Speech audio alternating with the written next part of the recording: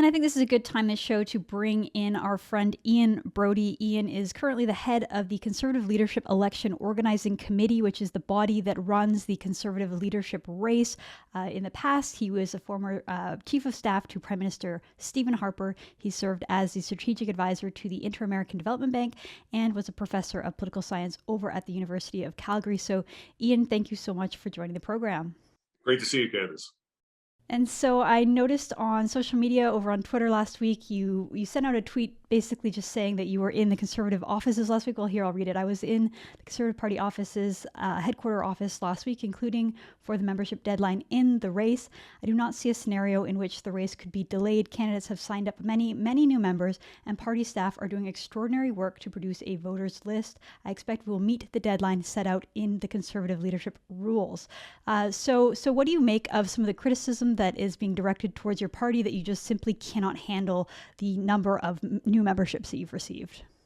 Yeah, I should say since that tweet, Candace, we've confirmed that we're looking at more than 600,000 members on the final membership voters list for the race that wraps up in September.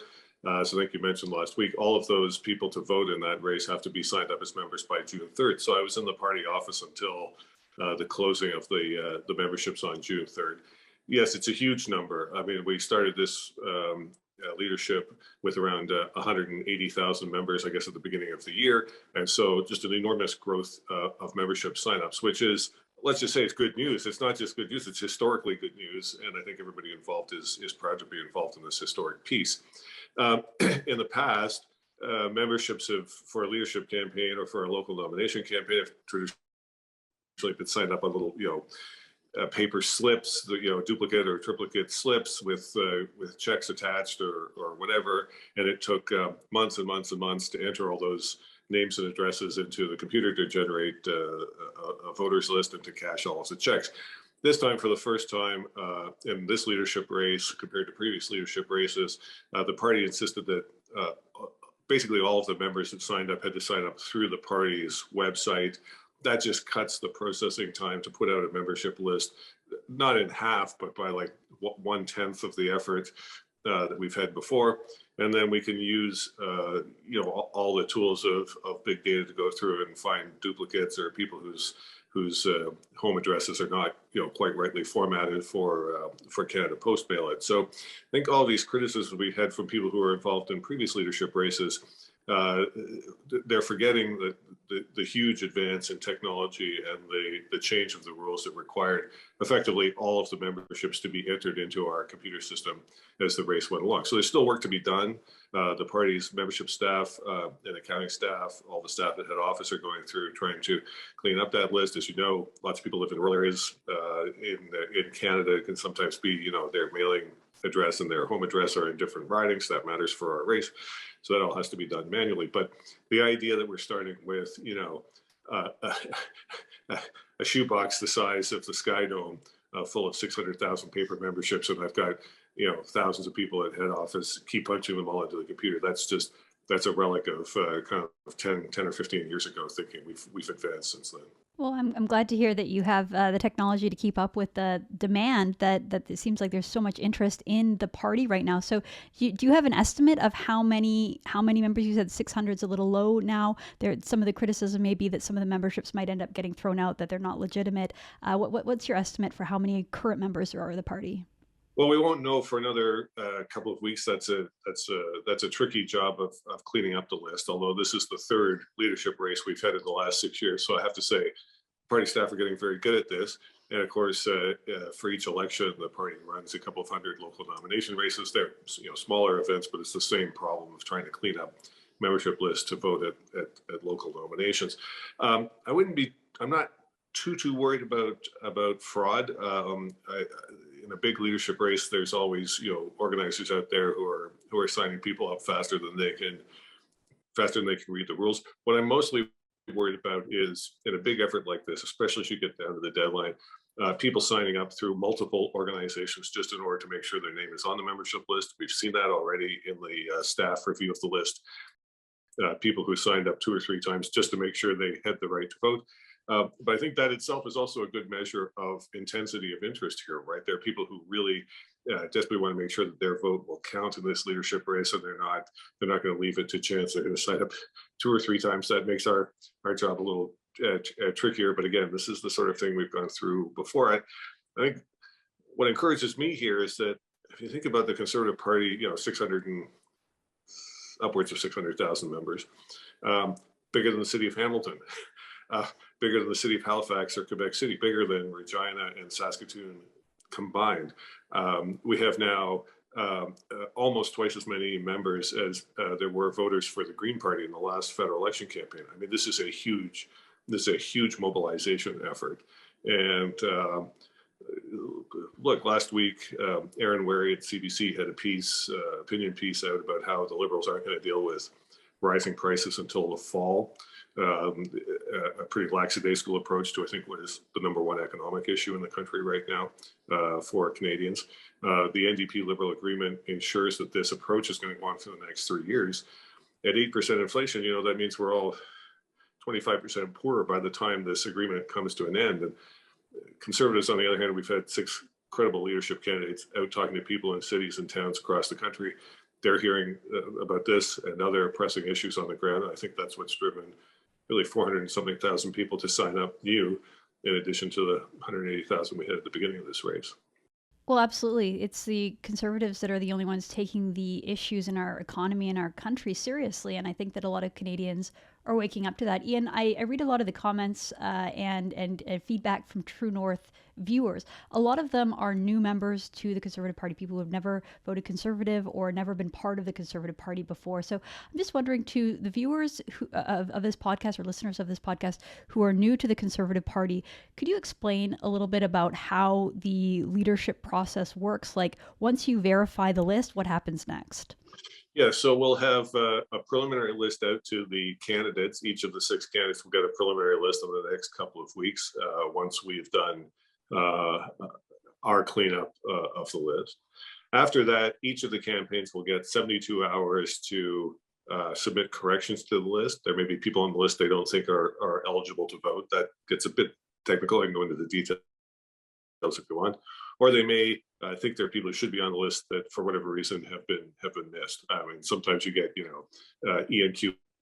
Public and Ian Q. Public Jr. If they get, merged as a result of one of our computer uploads, maybe they should be, but they're actually 2 different people. We can fix that.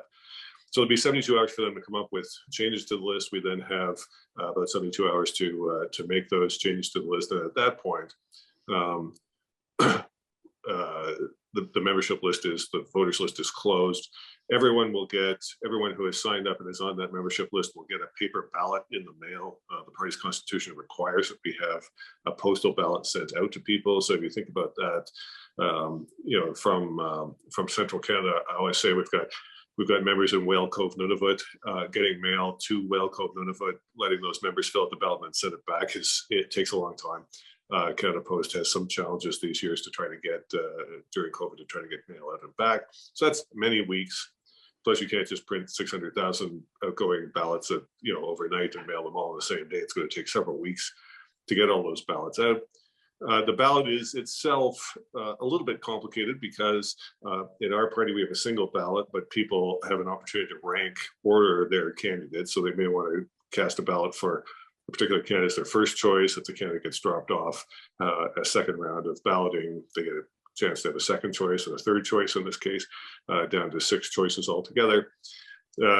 Each round of counting, we're looking for a candidate to get 50% plus 1 of the points that are available. The party's constitution, to a certain extent, equalizes the voting power of each riding. So just think about the Conservative strength in rural areas and in Western Canada. The bulk of the points that are available, the bulk of the voting parts available in this race, will be in ridings that we don't hold. So it encourages the candidates to go out and organize in ridings that the Conservatives don't currently hold in the House of Commons. And in particular, remote ridings where we don't have quite so many members, territories, Labrador, and so forth. There's a huge incentive for the candidates to go out and organize strongly in ridings where the party is particularly not very strong on the ground. And so at the end of that, there'll be, I expect, multiple days of counting the ballots when they come back to Ottawa. All the ballots have to be back by September the 6th. That gives us 4 days for the last ballot coming in until the announcement on September 10th. And I don't see any scenario at the moment, barring a public health challenge in the fall. I don't see a scenario that would have us changing any of those deadlines right now. And so 4 days from the time the ballots are accepted to the time that the leader is announced. Why does it take that long? So because this is a mail-in ballot, so unlike in-person elections during a general election campaign where you have to show up at a voting station and show some identification, show yourself in person to the returning officer and then mark the ballot. This will all be conducted by mail. So we do have to be a little bit careful to make sure that the ballots have been cast by the people who they were assigned to. So when people cast a ballot, they have to include a copy of some photo identification, something like that. That all has to be verified by hand. There's no way to automate that. And we have to make sure that the ballot that comes back hasn't been photocopied or otherwise fabricated by someone. So they have to be verified before they can be counted. That's a very time-consuming process. That process will start in July when we expect the earliest ballots to come back, and will proceed through August.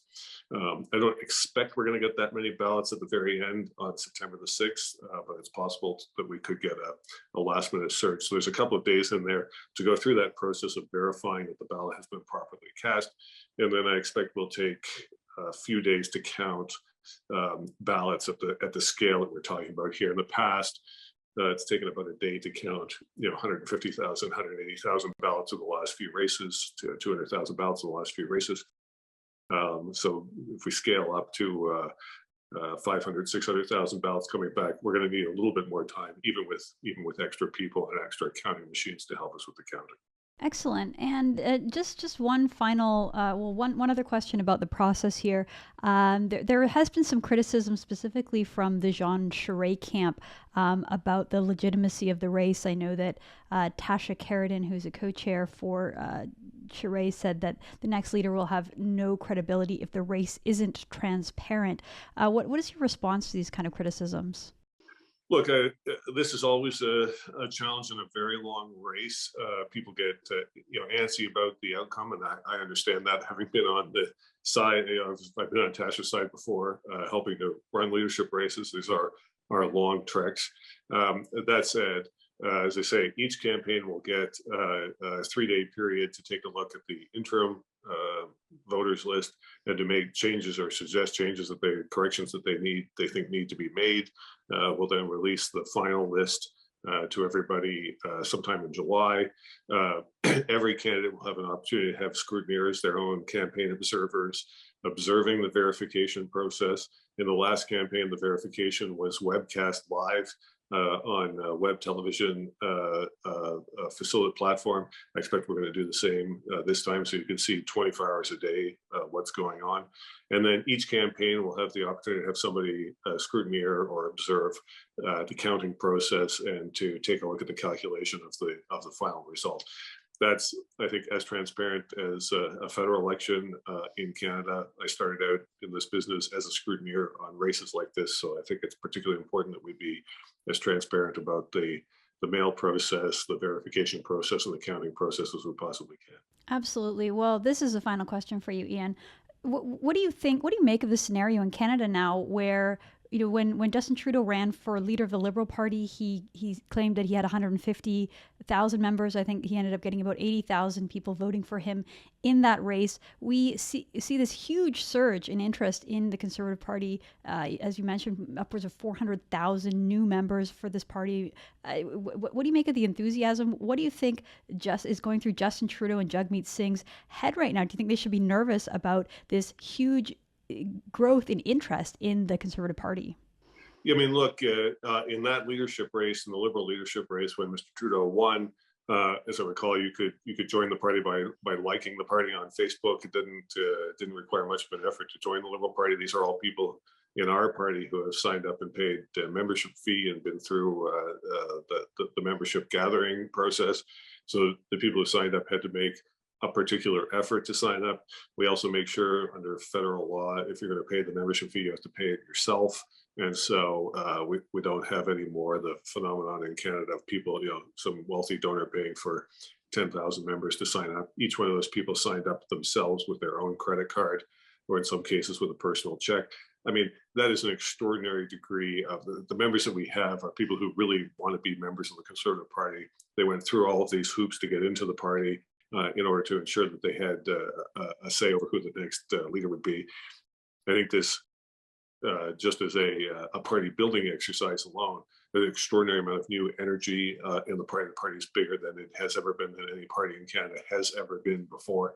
And I think the Liberals and the NDP are, if I were them, right now I'd be out trying to figure out where are these people, who are these people, where did they come from. I think in some cases they're people that the Liberals and the NDP might have expected to have in their own camp in the past, and maybe were in their own camp in the past.